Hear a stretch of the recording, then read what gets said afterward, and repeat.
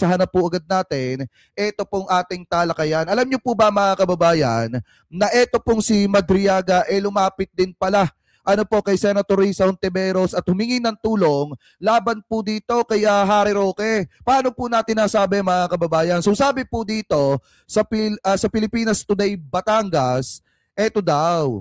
Yan. Nakatanggap ang Pilipinas Today ng di umanay kopya ng liham na sulat kamay ni Ramil Madriaga kay Senator Risa Hontiveros upang humingi ng tulong matapos siyang ipakulong at kasuhan ni Atty. Harry Roque, dating tagapagsalita ni former President Rodrigo Roa Duterte, sa kanyang liham kay Hontiveros na natanggap ng kanyang staff noong Marso 7, 2024.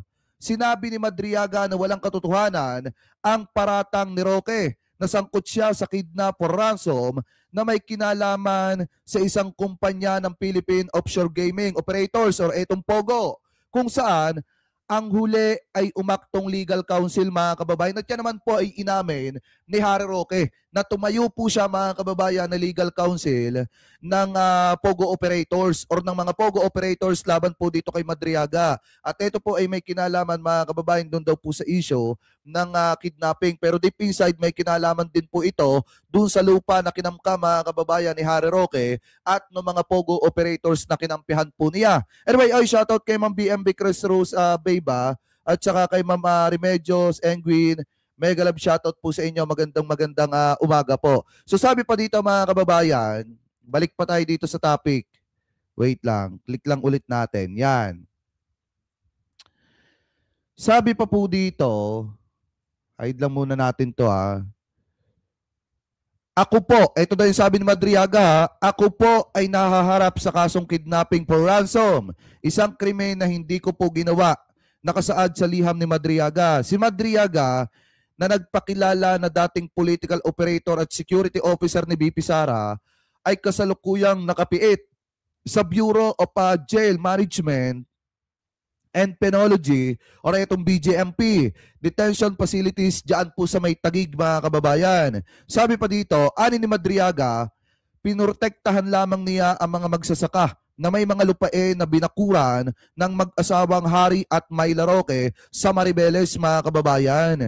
Nitong Nobyembre 29, naglabas ng sinumpaang salaysay si Madriaga na nagdidiin kina Vice President Sara Duterte at Digong sa umanay paglustay ng confidential funds ng Office of the Vice President or etong OVP at Department of Education or etong DepEd at pagtanggap di umano ng milyong halaga mula po sa illegal na ipinagbabawal na bato at POGO operators mga kababayan. Kasi kung iisipin nyo po talaga, ito pong ginawa ni Harry Roque nung panahon po na sila po ang nasa kapangyarihan, inapi po nila yung mga magsasaka dyan po sa may Maribeles Bataan. Kasi nga, pilit po kasing kinukuha or kinakamkam ni Harry Roque yung mga lupain mga kababayan at nung mga POGO operators para pagtayuan po nila ng mga POGO hub na pagsasagawaan nila mga kababayan ng kanilang mga maruruming gawain. Ano po? So ngayon, kung titingnan nyo, yan naman po ay inamin mismo ni Harry Roque na tinulungan niya mga kababayan yung mga POGO operators na talagang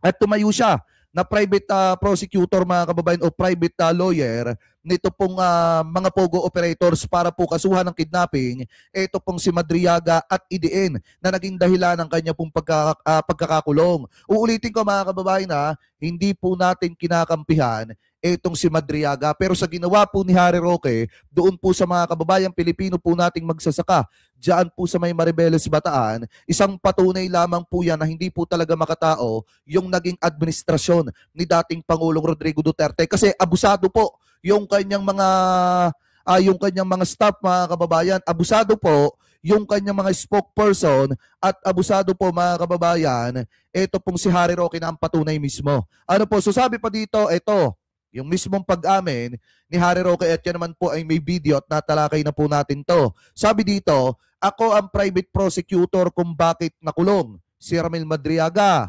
Ito ang ibinunyag ni dating presidential spokesperson Harry Roque, Atty. Harry Roque, hingil kay Ramil Madriaga, ang dati umanong political operator at chief security ni Vice President Sara Duterte. Si Madriaga ay kasalukuyang nakapiit sa Bureau of Jail Management and Penology BGMP detention facilities sa may Bikutan, Taguig City. Matapos kasuhan ni Roque sa Manila Regional Trial Court or etong RTC ng kidnapping na may kaugnay sa Pogo personalities na kung saan mga kababayan, ito pinakamasaklap, yung mga Pogo operators po or yung mga Pogo personalities mga kababayan na ipinagtanggol ni Harry Roque, may mga kaso po palang mga matitindi, mga sangkot sa smuggling at ang iba pa nga dyan mga kababayan talaga mga Pogo operator. So isang patunay lamang po yan na si Harry Roque mga kababayan talagang hindi po makatao.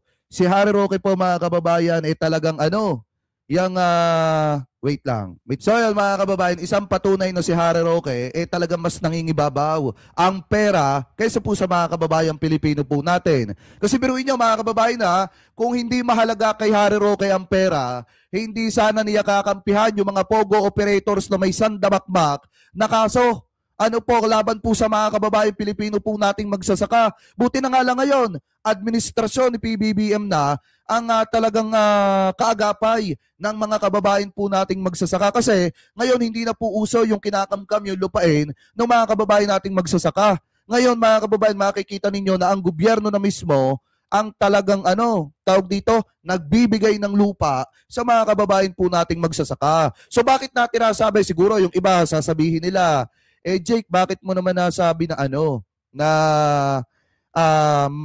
may mga kasong smuggling, itong mga kinampihan ni Harry Roque, meron ka bang article dyan? O meron ka bang mababasa dyan para patunayan mo na totoo yung sinasabi mo? Siyempre mga kababayan, meron tayo niyan. Ito, ayan so sabi dito mga kababayan sa Facebook page ni Pebbles Talaquera, ito daw basahin po natin. Yan. Hala, bagong pasok na balita, yung nagtarim ng kaso kay Caramel Madriaga na Chinese friend ni Harry Roque na si Margaret Lu na marami ng kaso ng smuggling sa Navotas parang nahuli kanina. Sabi pa dito mga kababayan, maraming mabubuking Harry Roque pati yung Morris and Mark.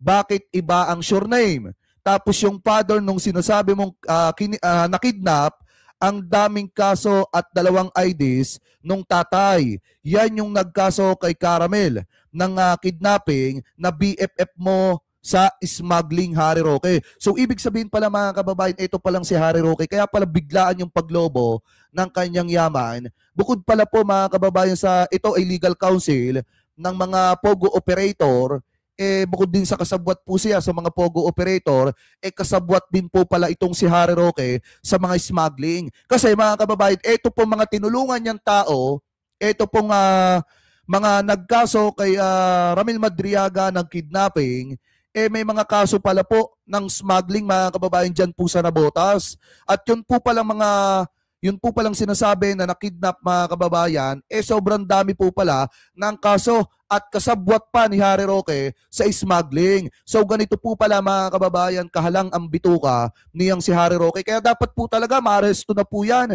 sa lalo't madaling panahon. Kasi habang tumatagal po, kumakapal po ang muka niyan pong si Harry Roque.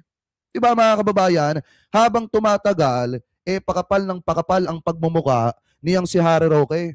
Yabang ng yabang, pero kung titingnan nyo mga kababayan, sandamakmak naman po pala ang mga pananagutan na dapat po niyang sagutin. Kasi kung titingnan nyo mga kababayan, ito, ayan itong si Lee Janyang, ito yung isa sa mga Pogo operators mga kababayan, yung hinihinala na Pogo operators. Itong si Willie, ito pala yung sinasabing kinidnap, yung may 2 address mga kababayan magkaiba ang pangalan.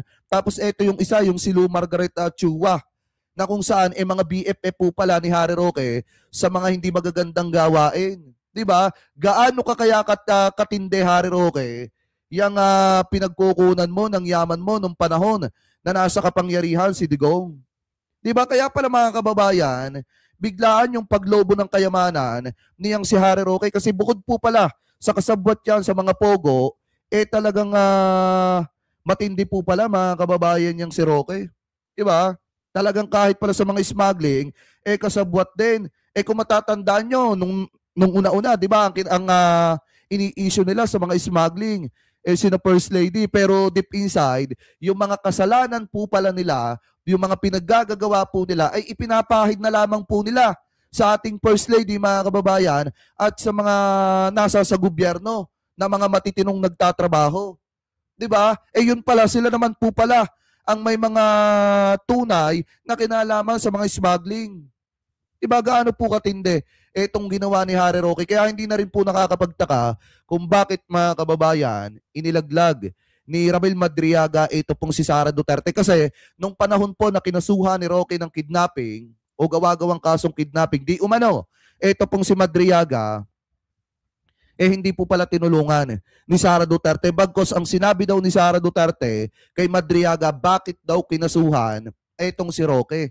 Para na rin daw kinasuhan ni Madriaga ito pong si Sara Duterte at ang pamilyang Duterte. So ibig sabihin, mas matimbang yung mga kaalyado ni Sara Duterte sa kanya kaysa po yung mga taong nakatulong sa kanya, mga kababayan. Yan po yung masakit na katotohanan na nangyari dito po kay Madriaga. Kaya nga kung ako kay Madriaga, lahat ng nalalaman ko ilalabas ko na. Lahat-lahat, mga kababayan, para nang sa ganon, matanggal na sa kapangyarihan itong si Sara Duterte at nang wala nang ipagyabang itong sina Harry Roque, mga kababayan, at yung iba pa mga kaalyado ni Sara Duterte. So ngayon, mga kababayan, yan po yung naging dahilan kung bakit lumapit ito pong si Madriaga kay Senator Risa Hontiveros noong March 2024, mga kababayan, para po humingi ng tulong dahil po sa ginawang panggigipit di umano ng kampo ni Harry Roque sa tulong po, mga kababayan, itong mga POGO operators na kasosyo ni Roque sa smuggling. Ano po, so comment below na lamang po, mga kababayan, kung ano po ang masasabi nyo hingil po sa balita na yan. At